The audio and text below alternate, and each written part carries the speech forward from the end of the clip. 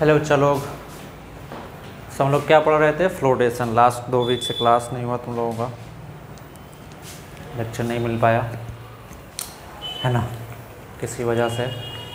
खैर हम लोगों ने फ्लोटेशन पढ़ रहे थे, बायोंट फोर्स के बारे में पढ़ रहे थे, बहुत सारी चीज़ें बायोंट फोर्स के बारे में पढ़ भी लिया था। उसी को थोड़ा सा हम लोग और कंटिन्यू करते हैं, थोड़ा सा क्विक रिवीजन करते हैं। बायोंट फोर्स को हमने क्या बताया था? Weight of the displaced liquid. और हमने आर्किमिडीज में क्या देखा था कि wait of displaced liquid, wait of displaced liquid किसके बराबर आया था? डिस्प्लेस्ड लिक्विड किसके बराबर आया था बच्चा? Weight of stone in air minus weight of stone in liquid. ये हम लोगों ने किस में देखा था? Archimedes principal. इसको भी प्रूफ किया जा सकता है, ओके। बट अभी आप इतना समझे। अब ये चीज़ क्या था? वेट ऑफ डिस्प्लेस्ड लिक्विड क्या था? बायोंट फोर्स था जो बॉडी पे लगता था ऊपर की तरफ। तो बायोंट फोर्स इक्वल टू क्या आ जाएगा यहाँ से? Weight of the body in air minus weight of the body in liquid. ये हमारा फार्मूला आ जाएगा। Weight of the body, buoyant force is equal to weight of the body in air minus weight of the body in liquid. अब weight of the body in liquid को हम लोग क्या बोलते हैं? Apparent weight. क्या बोला था? Apparent weight. हम लोग लिख सकते हैं weight of liquid, weight of body in liquid is also known as apparent weight of the body. Apparent weight of the body, weight of the body. apparent weight का मतलब क्या होता है? जैसे देखा होगा लिक्विड के अंदर, पानी के अंदर हमको चीज़ें हल्की लगती हैं क्योंकि वहाँ पे वो अपैरेंट वेट लगता है, एक्चुअल वेट हमको नहीं दिखाई देता है ना। जैसे पानी में हम लोग, अगर हम लोग ऐसे नॉर्मल 10 kg वेट नहीं उठा पा रहे हैं, बट हम लोग पानी के अंदर 50 kg वेट आसानी से उठा देते हैं। 50 kg के पत्थर को आसानी से उठा देंगे। क्यों? क्योंकि पानी के अंदर उसका जो अपैरेंट वेट दिखता है, क्या दिखता है? अपैरेंट वेट दिखता है, ठीक है। तो हम इसको लिख सकते हैं buoyant force is equal to weight of the body in air minus apparent weight. या अगर मैं थोड़ा सा इसको चेंज करूँ तो apparent weight is equal to क्या आ जाएगा? Weight of the body in air minus buoyant force. ये फार्मूला आपको याद होना चाहिए। ये और ये दोनों एक ही फार्मूले हैं, ओके। ये और ये दोनों एक ही फार्मूले, बस थोड़ा सा हेर फेर आपको जैसे याद रखना है याद रख सकते हैं, ओके। नोट कर लें। फिर हम लोग छोटे छोटे एक ठो क्वेश्चंस का सॉल्व करते हैं, फिर आगे बढ़ते हैं। मिटाएं इसको। चलो अब क्वेश्चंस पे डायरेक्ट जंप करते हैं।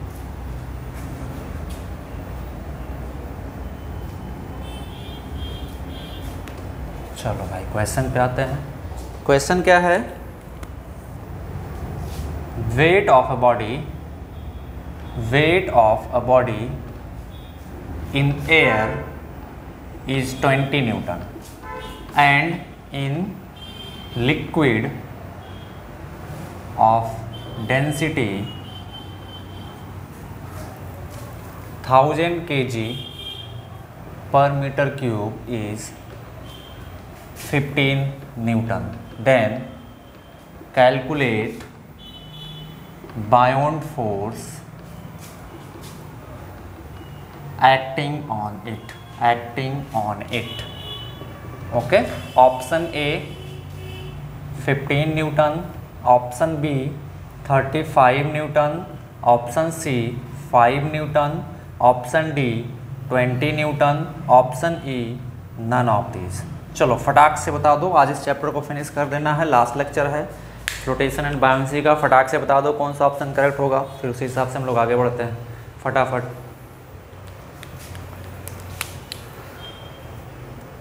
गुड। तो कौन सा करेक्ट होगा बच्चा? ऑप्शन सी करेक्ट होगा, 5 न्यूटन। कैसे? ध्यान से देखिए क्या दिया हुआ है। Weight of body in air दिया हुआ है, दैट इज 20 न्यूटन।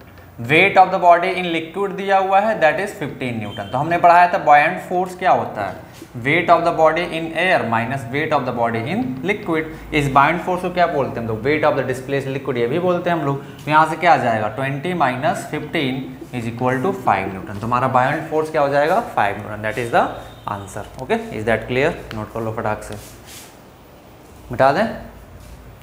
चलो next question.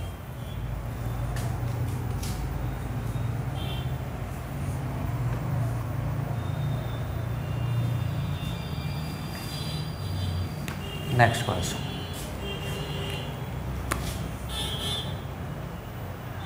Weight of weight of a body in air is 50 Newton, okay, and its apparent weight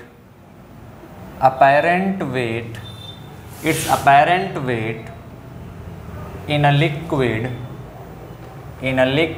is 30 Newton. Then buoyant force acting on it will be option A 80 newton, option B 20 newton, option C 50 newton, option D 30 newton, option E none of this. चलो फटाक से बता दो कौन सा option correct होगा, बिना late किए हुए फटाफट बिना लेट किए हुए फटाक से बता दो कौन सा ऑप्शन करेक्ट होगा, फिर हम लोग आगे बढ़ते हैं, है ना। तो कौन सा होगा, ऑप्शन बी। कितना आसान क्वेश्चन दे रहे हैं सर आप। हाँ सर आसान ही है बायोंट फोर्स। तो वेट इन एयर कितना है 50 न्यूटन, वेट इन लिक्विड या अपेरेंट वेट दिया हुआ आपका वो कितना दिया हुआ 30 न्यूटन। तो हमारा बायोंट फोर्स क्या आ जाएगा formula, weight in air minus apparent weight. Apparent weight की जगह पे मैं क्या दे सकता था, weight of the body in liquid भी दे सकता था। तो बायोंट फोर्स कितना आ जाएगा यहाँ से 50 minus 30 is equal to 20 newton. कितना आ जाता बच्चा 20 न्यूटन। तो इसको हमारा कौन सा ऑप्शन हो जाता, ऑप्शन बी करेक्ट हो जाता। चलो नेक्स्ट क्वेश्चन लिखो। Next question,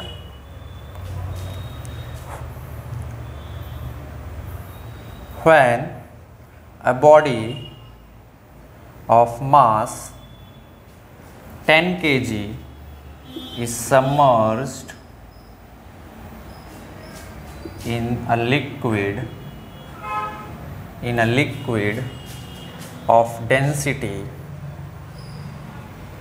1000 kg per meter cube, 1000 kg per meter cube, it displaces 5 gram of 5 gram नहीं, it displaces 5 centimeter cube of water, 5 centimeter cube of liquid, okay. Then apparent weight of the body in liquid will be option A 50 Newton, option B 100 Newton, option C 90 Newton, option D none of these। चलो फटाक से बता दो, ऊपर वाला part में मिटा दे रहा हूँ। आप लोग सॉल्व करके इसको जब तक आंसर बताएं जल्दी से, वीडियो को पॉज कर लें, आंसर बता दें फटाक से।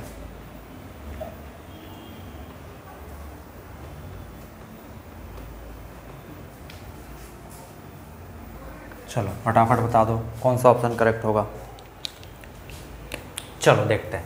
मास कितना दिया हुआ बॉडी का 10 kg, तो क्या weight of body in air में निकाल सकता हूं mg, मैंने g से मल्टीप्लाई कर दिया तो कितना आ जाएगा 100 न्यूटन, ओके। अब ध्यान से देखिए क्या दिया हुआ है कि जब उसको सबमर्ज किया गया कितने डेंसिटी के 1000 kg पर मीटर क्यूब की डेंसिटी में, तो 5 centimetre cube of liquid displace कर रहा है। तो क्या हम लोग वेट ऑफ डिस्प्लेस लिक्विड यानी कि बायोंट फोर्स निकाल सकते हैं। बायोंट फोर्स का फार्मूला हमने क्या बताया था, rho L into V L into G, जहाँ पे रो एल क्या था density of liquid, V L का था volume displaced of the liquid, and G क्या था ग्रेविटेशनल एक्सीलरेशन। वॉल्यूम डिस्प्लेस को हम लोग क्या लिख सकते हैं, submerge volume of the solid, ये भी बोल सकते हैं। डेंसिटी कितना 1000 इंटू वॉल्यूम कितना 5 सेंटीमीटर क्यूब। क्या ये सेंटीमीटर क्यूब में है, क्या ये मीटर क्यूब में है, तो क्या हमें इसको कन्वर्ट करना पड़ेगा मीटर क्यूब में। तो 5 सेंटीमीटर क्यूब को मीटर क्यूब में कन्वर्ट करोगे तो कितना आएगा 10⁻³ आएगा ना। 1 सेंटीमीटर इक्वल टू कितना होता है 100, 10⁻² मीटर होता है ना। तो 1 सेंटीमीटर ऐसे आप कन्वर्ट कर सकते हैं इंटू 1 सेंटीमीटर कितना आ जाएगा 10⁻⁶ metre cube. 10⁻⁻6 metre cube. Am I right? 1 centimetre को तो इतना होता है ना। हाँ ठीक है।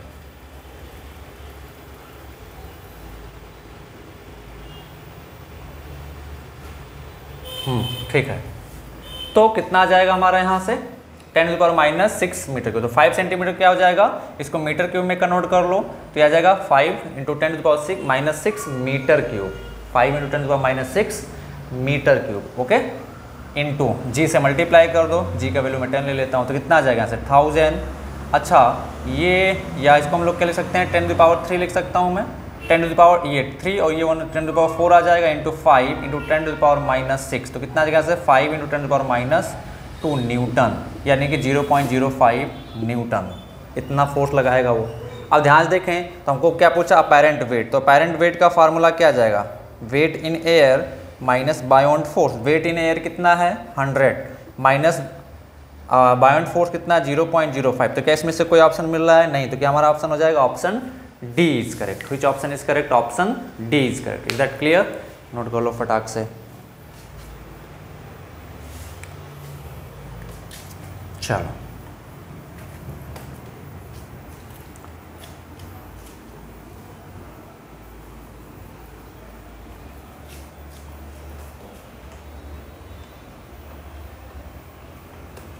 चलो मैं नेक्स्ट क्वेश्चन तुम लोगों से पूछता हूँ। तो अब बायोंड फोर्स निकाल लोगे तुम लोग, क्या बायोंड फोर्स निकाल लोगे? एक लास्ट क्वेश्चन दे देता हूँ मैं, लास्ट क्वेश्चन। चलो, when a body is submerged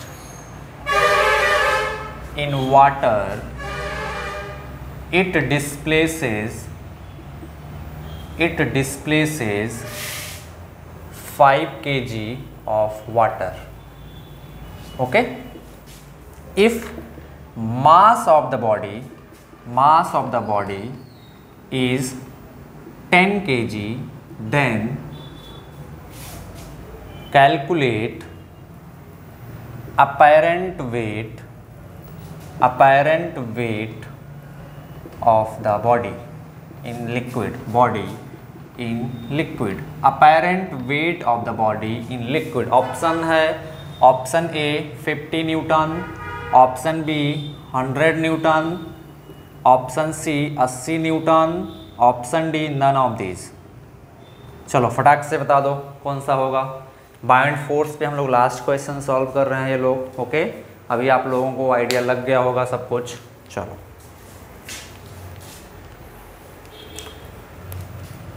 हो गया, चलो देखते हैं क्या करना है। बॉडी का मास कितना दिया हुआ है, बॉडी का मास दिया हुआ 10 kg। तो wait of the body in air कितना आ जाएगा mg, मास कितना है 10 इंटू जी के वैल्यू 10 लेते तो 100 न्यूटन। और ध्यान से देखिए मास ऑफ डिस्प्लेस्ड लिक्विड दिया हुआ आपको, मास ऑफ डिस्प्लेस्ड लिक्विड दिया हुआ है, मतलब कितना दिया 5 kg। तो हमने बताया था कि बायोंड फोर्स क्या होता है, weight of displaced liquid. Buoyant force क्या होता है, वेट ऑफ डिस्प्लेस्ड लिक्विड, या rho L into V L into G. वो तो सब बात एक ही है ना, rho L into V L density volume क्या, मास, और मास को जी से मल्टीप्लाई करते तो वेट। तो बायोंड फोर्स क्या होता है, वेट ऑफ डिस्प्लेस्ड लिक्विड। तो डिस्प्लेस्ड लिक्विड का मास दिया हुआ, क्या हम उसका वेट निकाल सकते हैं? हाँ सर बिल्कुल निकाल सकते हैं। Mass of displaced liquid into g, mass of displaced liquid कितना 5, जी का वैल्यू कितना 10, 50 न्यूटन। ये हमारा बायोंड फोर्स आ गया। तो अपैरेंट वेट क्या का फार्मूला क्या है, weight in air minus buoyant force. तो वेट इन एयर कितना 100 माइनस 50, तो कितना आ जाएगा यहाँ से 50 Newton. So which option is correct, option A is correct. Which option is correct, option A is correct. Okay, note कर लो फटाफट फटाफट फटाफट। चलो मिटा दे इसको। यस सर, बहुत ही आसान है भाई, बहुत आसान है, आपको मज़ा आ जाएगी पूरा। बायोंड फोर्स वगैरह अगर ढंग से समझ गए ना तो आपको मज़ा आ जाएगी। अच्छा चलो, हमने फ्लोटेशन की कंडीशन लिखाई थी। चलो क्वेश्चन बताओ, मैं बताता हूँ। अगर if question 1, if density of liquid is greater than density of body, then body will sink, body will sink, body will float, will float. चलो बताओ कौन सा ऑप्शन होगा? बॉडी सिंक करेगा या बॉडी फ्लोट करेगा, क्या होगा? फटाक से बता दो। बॉडी विल सिंक और बॉडी विल फ्लोट, फटाफट ए और बी में से क्या होगा? चलो देखते हैं। तो क्या है, डेंसिटी ऑफ लिक्विड जो है वो डेंसिटी ऑफ बॉडी से ज़्यादा है। डेंसिटी ऑफ लिक्विड क्या है? बॉडी की डेंसिटी से ज़्यादा, मतलब बॉडी क्या करेगी? फ्लोट करेगी।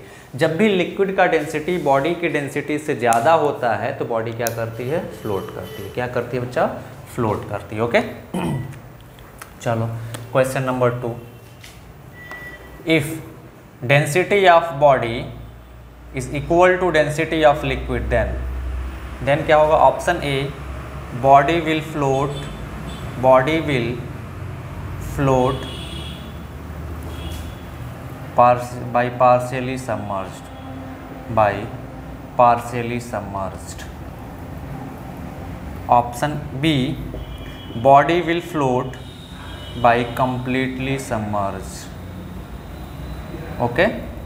Option C, will sink. चलो जल्दी से बता दो, फटाफट बता दो कौन सा ऑप्शन करेक्ट होगा। आज इस चैप्टर को निपटाना है, फिनिश करना है। चलो फटाक से बताओ क्या होगा। क्या करेगी बॉडी? कंप्लीटली सबमर्ज होकर फ्लोट करेगी।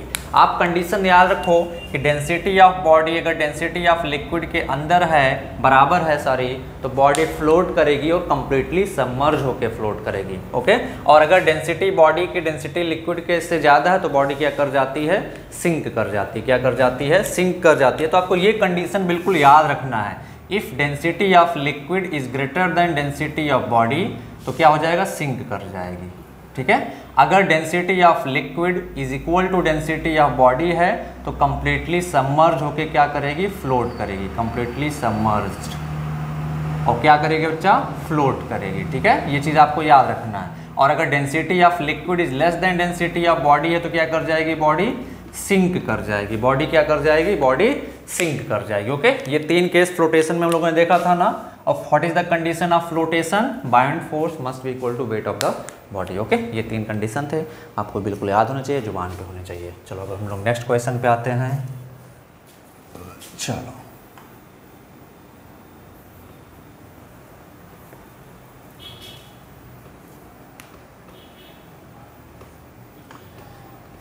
मिटा दें इसको। Yes sir. चलो भैया, क्वेश्चन क्या है? Mass of a body, mass of a body is 500 gram and it's volume is 100 centimeter cube. Then choose correct option. Option A, will sink in water. Option B, will float in water. Option C, none of this. चलो फटाक से बता दो क्या होगा। मास of body दिया हुआ है, वॉल्यूम ऑफ बॉडी दिया हुआ है, वाटर में फ्लोट करेगा या सिंक करेगा, क्या होगा ये बताना। चलो फटाक से बता दो, फटाफट। चलो तो क्या करेगा, ध्यान से देखते हैं। तो डेंसिटी ऑफ वाटर कितना होता है बताओ? 1000 kg पर मीटर क्यूब, या अगर हम लोग CGS यूनिट में लिखें तो क्या होता है? 1 ग्राम पर सेंटीमीटर क्यूब। ये होता है CGS यूनिट में। ये हमारा वाटर का, लिक्विड का, यानी कि लिक्विड का डेंसिटी हो गया ये। ठीक है। अब बॉडी का डेंसिटी निकालते हैं तो बॉडी का डेंसिटी क्या हो जाएगा? मास of body by volume of body. Mass of body कितना? 500 ग्राम। वॉल्यूम ऑफ बॉडी कितना है? 100 ग्राम, 100 सेंटीमीटर क्यूब। तो कितना आ जाएगा? 5 ग्राम पर सेंटीमीटर क्यूब। तो हमको यहाँ से क्या देखने को मिला? हमको यहाँ से क्या देखने को मिला कि density of body is greater than density of liquid. और लिक्विड क्या यहाँ पे? वाटर। तो इस केस में बॉडी क्या कर जाएगी? सिंक कर जाएगी। बॉडी क्या कर जाएगी?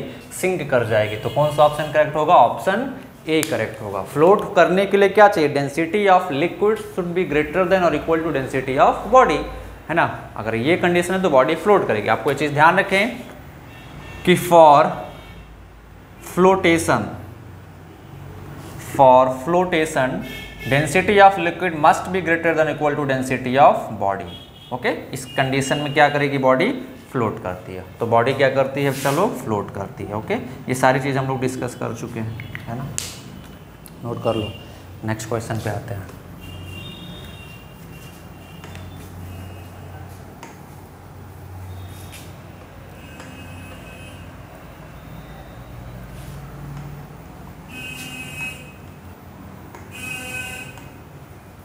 चलो नेक्स्ट क्वेश्चन पे आते हैं। Mass of a body is 20 gram and its volume is 40 centimeter cube. Then choose correct option. Choose correct option. Option A, body will sink in water. Option B, body will float in water by partially submerged.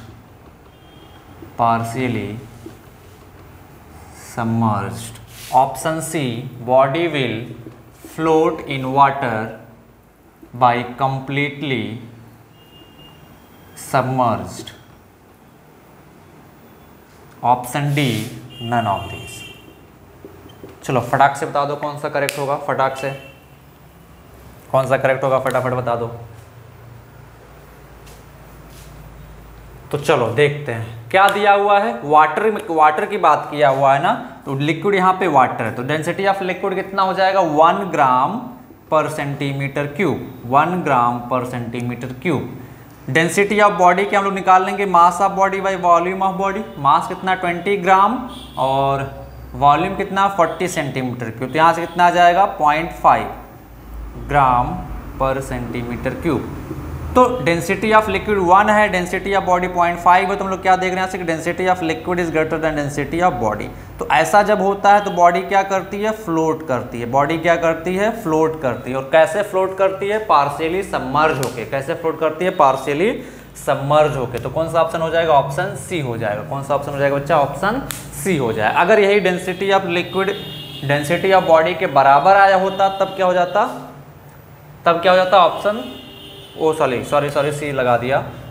Partially float कर रही है ना, partially submerge होकर float कर रही है, option B होगा। अगर यही density of liquid density of body के बराबर आया होता तो हमारा कौन सा ऑप्शन होता, सी वाला ऑप्शन होता। तो दैट मीन्स कंप्लीटली सबमर्ज होकर वो फ्लोट कर रही है। ओके, चलो नेक्स्ट मिटा दें इसको। Next topic, write down relative density. Relative density ये किस चिड़िया का नाम है,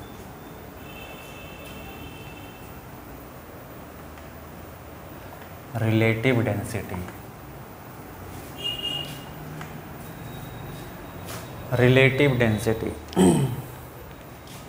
अभी डालें relative density.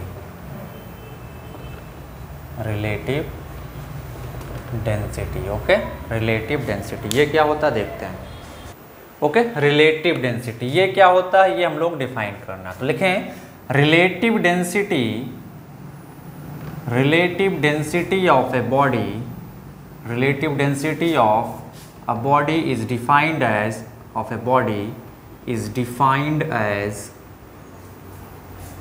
Ratio of density of substance, जिसका निकालना है, to the density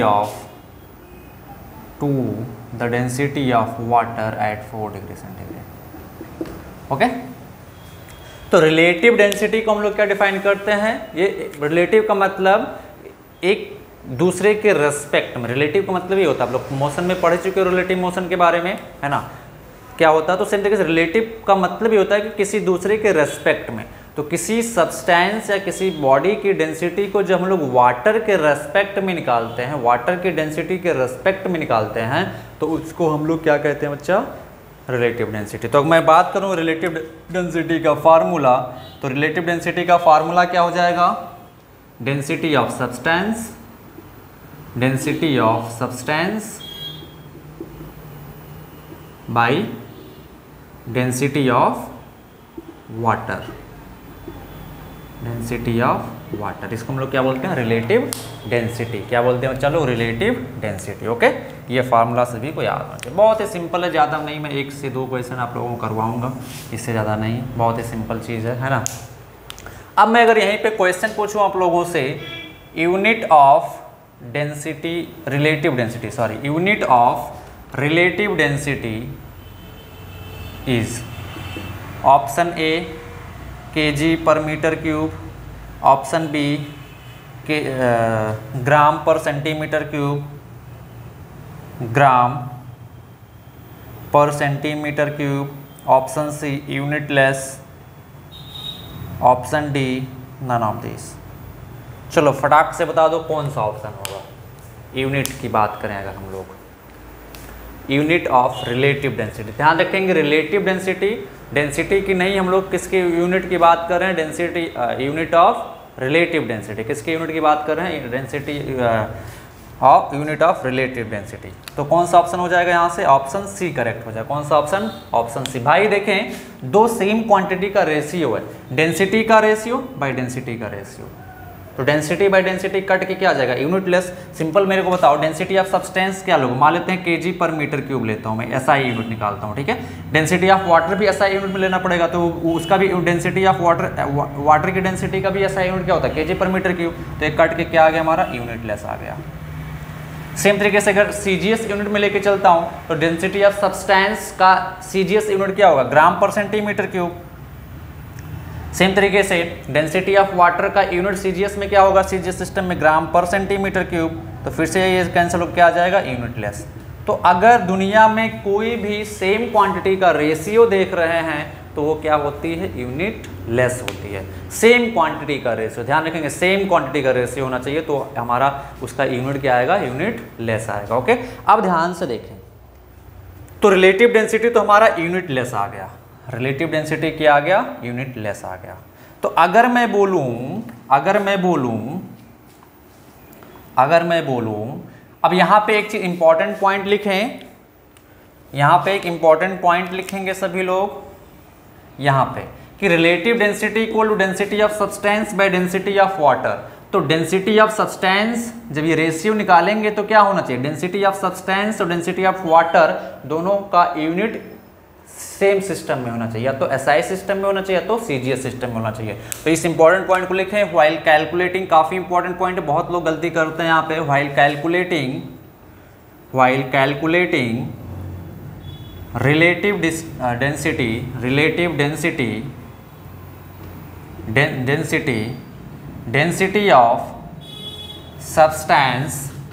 density of substance and density of water should be in same system। For example, जैसे मान लो हमने डेंसिटी ऑफ सब्सटेंस को लिया एसआई सिस्टम में, एसआई यूनिट या एसआई सिस्टम में, ठीक है, तो डेंसिटी ऑफ वाटर को भी एसआई सिस्टम में लेना पड़ेगा। अगर मैंने डेंसिटी ऑफ सब्सटेंस लिया सीजीएस सिस्टम में, तो आपको डेंसिटी ऑफ वाटर भी लेना होगा किस सिस्टम में? सीजीएस सिस्टम में। किस सिस्टम में? सीजीएस सिस्टम में। फॉर एग्जाम्पल, अगर मैं एक छोटा सा एग्जाम्पल दूं आप लोगों से, एग्जाम्पल मैंने पूछा कि डेंसिटी ऑफ ए सब्सटेंस, या फॉर्मूले में आप लिख सकते हैं density of substance by density of water. Okay, density of substance is 2 ग्राम पर centimetre cube.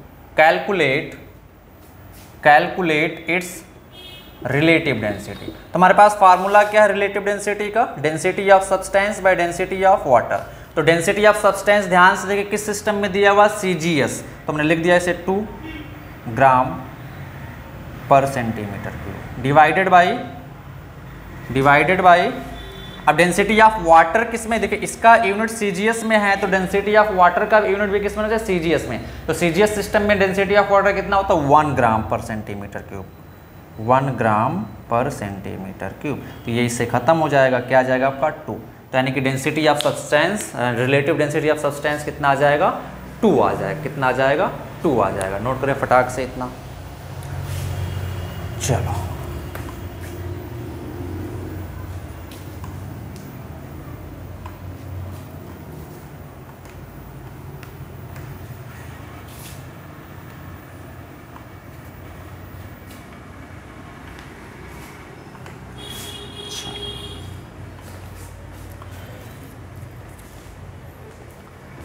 Okay. So next lecture में हम लोग क्या करेंगे, इस पे कुछ 2 4 6 क्वेश्चन सॉल्व करेंगे, उसके बाद हम लोग आगे बढ़ेंगे। ओके चलो आते हैं नेक्स्ट लेक्चर में।